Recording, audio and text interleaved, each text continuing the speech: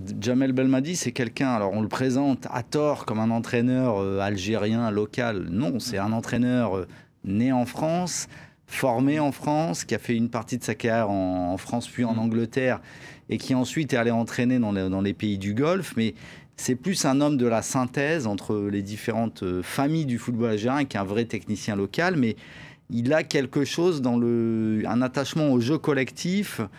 Il pense, je pense à raison, que le jeu collectif est la garantie pour que les talents individuels puissent s'exprimer utilement, alors que précédemment, les précédents sélectionneurs algériens, bon, Likens, Rajevac, ils n'avaient pas une idée de jeu précise.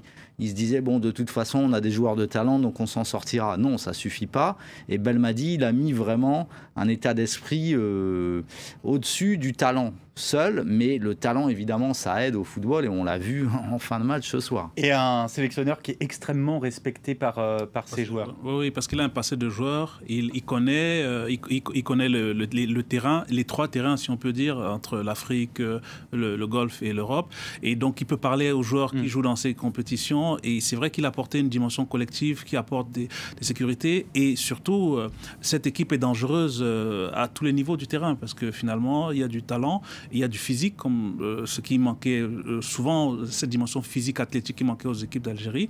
Il y a ça qui est au programme, et donc finalement, ils donnent l'équipe plutôt bien équilibrée.